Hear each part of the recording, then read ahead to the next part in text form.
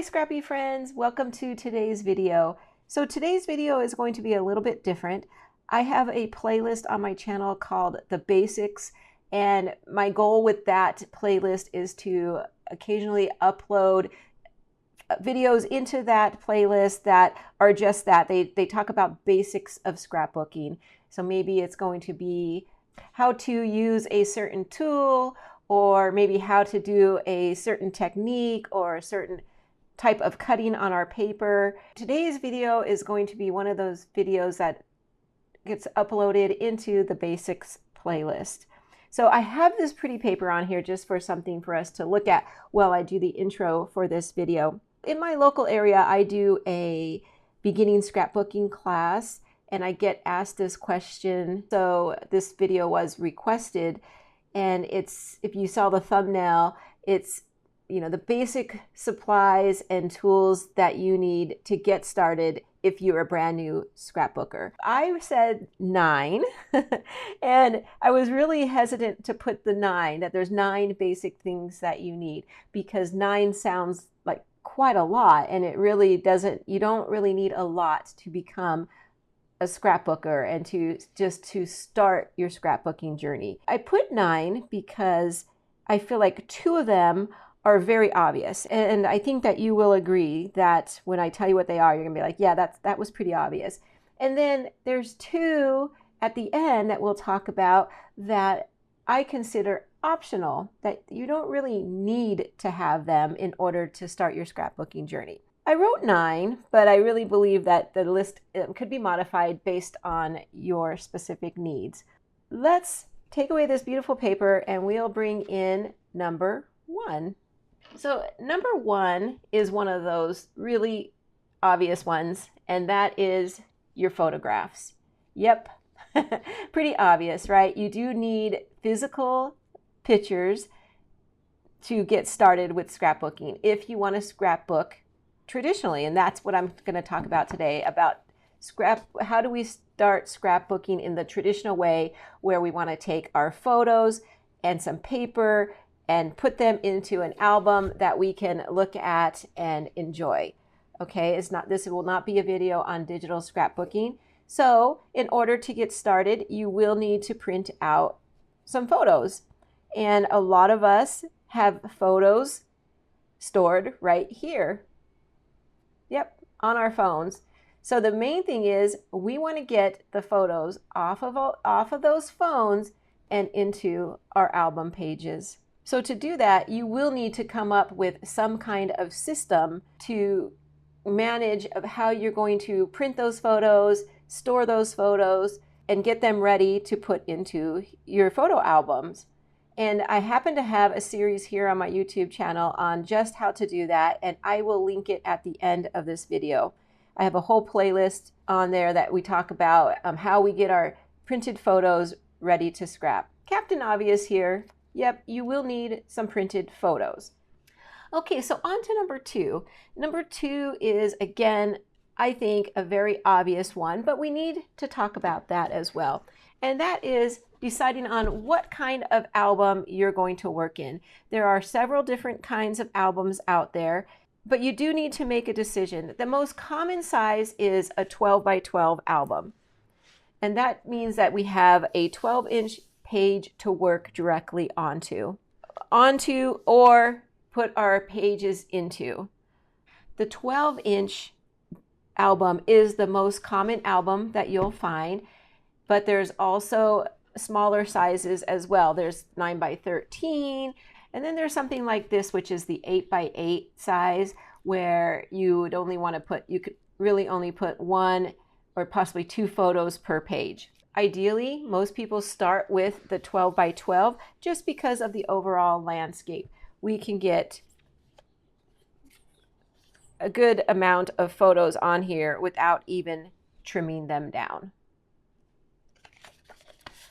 Okay, so even though that may seem like a very obvious thing, it is something that we want to consider, because there's different styles out there, there's different sizes out there. In fact, I have another video on my YouTube channel in this basics playlist where you can go and see why I chose to use creative memory albums versus other styles out there, just if you need a little bit more guidance. But I say take a look at the different albums out there, but also know that it's not a permanent decision. Once you decide on an album, then you're stuck with that type of album forever. You can change your albums at any time. So I say choose one that you want to start with and kind of give it a try and see how it goes. And this is not something we have to decide right away. It's something we want to think about, and the size will matter when we get started, but you can start layouts and then insert them into the album later. Okay, so let me put this away and we'll move on to number 3. So number 3 is where we're going to get into the more practical items that we need to have on hand to begin scrapbooking. Those first 2, pretty obvious and things that we just have to get ready and know about before we start. But what are some of the tangible items that we need? And remember, this is my personal opinion. So you will need some kind of trimmer. The trimmer is a big part of your scrapbooking process. And your trimmer should be able to accommodate a 12-inch piece of paper.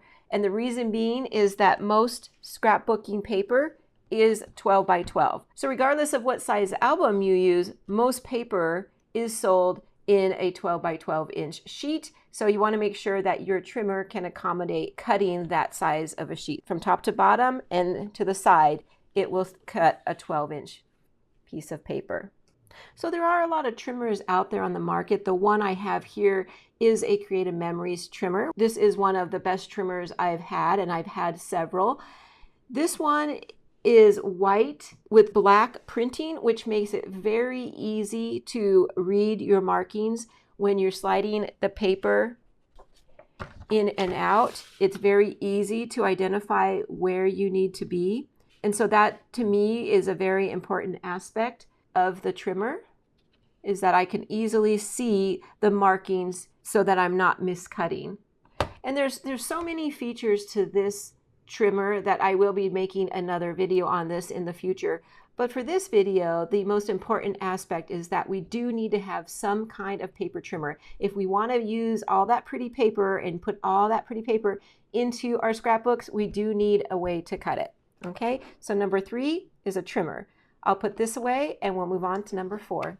Number 4 is one of the most important things we need to consider when starting up our scrapbooking journey, and that is our adhesive. The adhesive is what sticks everything together. So this is going to stick your photos onto the paper, and then it's going to stick the paper onto other paper. So the adhesive is a very, very important aspect. And like I've said with the other things, there are numerous types of adhesive on the market. You really want to make sure that you're using one that is archival safe, so that you know that it's not going to damage your albums later on. And by that, I mean it won't turn your pages yellow later on. It's going to make sure that the photos are preserved in that album for a long time. So using a quality adhesive really matters, because you want to make sure it's sticking into your page and not falling off. Of course, I believe that the Creative Memories adhesive is one of the best out there on the market. So use a good adhesive. That is one of the most important aspects of scrapbooking. Okay, so let's move on to number 5. Number 5 is a quick and easy one, because in addition to having our trimmer handy to trim and cut paper, we also want to have a pair of just standard scissors. Some scissors that you can cut things smaller or just make little snips on. So very handy just to have a pair of scissors. And then that brings us to number 6, which is also a very quick and easy one to explain. Really super important is a pen. You need some kind of pen. And again, we want to make sure that we're using an archival safe pen. So the pen's going to be used to tell our story. We can use it sometimes for adding extra decoration to the page. There's different styles. This one I have here happens to be a fine tip, but they also make a dual tip type marker where there's 2 different writing styles on opposite ends. So that comes in handy as well. So the most important thing when you're choosing the pen is to make sure that you get one that you like how it writes, and that it is archival safe. Let me put all this away and we'll move on to number 7. So number 7 is, in my opinion, the funnest part in collecting our supplies and getting ready to scrapbook. And that brings us back to how we started the video, and that's with the pretty paper. And the reason I think this is the best part is because this is where you can really let your personality shine through and your likes and dislikes of paper. You know, because I'm calling this pretty paper doesn't mean that everybody watching agrees with me that this is pretty paper. You have your own styles and your own likes and dislikes. And some people might not even want to add the paper. Maybe you just want to put your photos down onto the white pages and be done with it. And that's perfectly okay as well. When it comes to scrapbooking, there really are no rules. But what I like about it is there are so many options out there, and it's just so fun to mix and match the paper and get your style really to shine through into your photo album. There's 2 basic categories. There is the pattern paper, and then which is where it has a design already printed on it for you. And then there's cardstock, and the cardstock would be the solid color paper, generally a little thicker than normal pattern paper, but not always. The cardstock comes in a multitude of colors, and you can choose anything from white and all the neutrals to any color of the rainbow. This is also the part of scrapbooking that sometimes tends to make people a little nervous because they don't always know how to match up the paper, how to match the pattern papers together, or how to match the pattern papers with the colored cardstock. So the best recommendation I can give to a beginner when it comes to picking the pattern paper is maybe to start with a kit. There are lots of companies out there that have kits already prepared for you. So a kit would be something like this. It has all the pattern paper in it that all correlates together. So you can basically use any piece out of this kit and you would be okay knowing that they coordinate together. So that's where I would recommend is starting with a kit or a paper pad, something where the paper has already been decided for you, but you know that they're all going to correlate together and you can mix and match them after that. Some of the kits and the paper pads, they will already have the cardstock picked out for you and matched up for you. But if you're deciding on a specific kit, then make sure that you're getting some corresponding colored cardstock to go with it. Then when it comes to choosing which theme packs to start with, I recommend choosing a pack or a kit or a pad, something very general. Make sure the theme is something that you have photos ready to scrapbook. So for example, this one here is for summer photos. So make sure that you are ready to scrap those summer photos. Make sure that it's a theme that you can get a lot of use out of the pack. Maybe if you like florals, pick something that has a lot of florals, or if you like geometric shapes, pick something that has, generic geometric shapes so that it could be used with any layout. If you want to scrap birthdays, then make sure you're buying a pack that has birthday themed paper in it. So have fun with this area. This is where I really believe you'll enjoy picking and choosing what you're going to put into your album. Okay, so we are going to move on to number 8 now. And number 8 is one of what I think is optional. Okay, we had those 2 obvious ones at the beginning, and then we had 5 that I think are the true basic supplies you need. Now these next 2 are going to be optional items.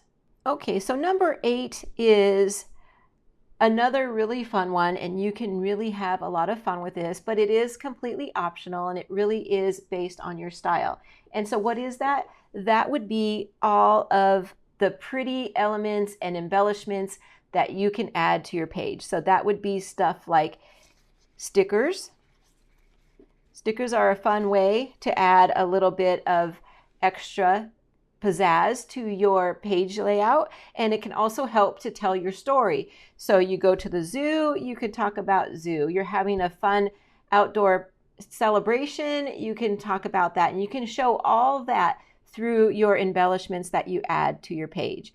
So that would be stickers, and it would also be any type of die cut, which are generally made out of paper. Here's another example of some die cuts. So it could be really anything that can help tell your story, or just anything that you really like. When you're looking for items to add to your pages, you can go by theme. You can just go by what you like. For every type of collection out there, the manufacturer usually sells an embellishment kit to go with it. So you can just get the embellishments to match the paper, and then you know that you're good to go.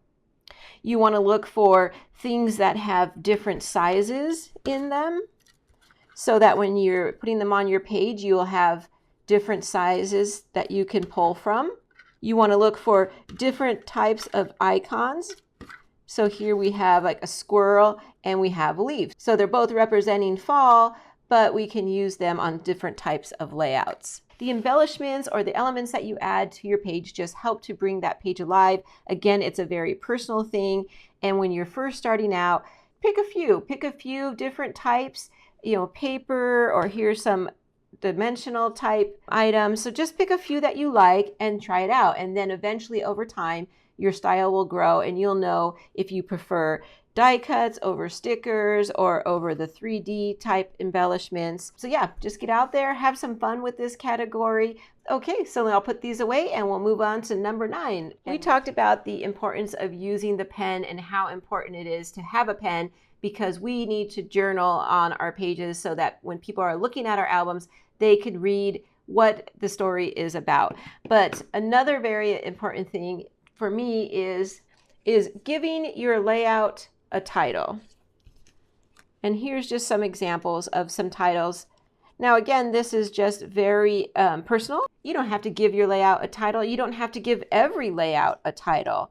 But having some of these type of words or title phrases that are already done for you is a big help, and it helps to speed up your scrapbooking process, but also to help you come up with titles in general. Here are a couple other types of word phrases that you can use as titles. It doesn't have to be just these pre-made word titles that you use. Another thing that you can also use is alphabet stickers. These come in so handy because you can spell out any word that you're looking for.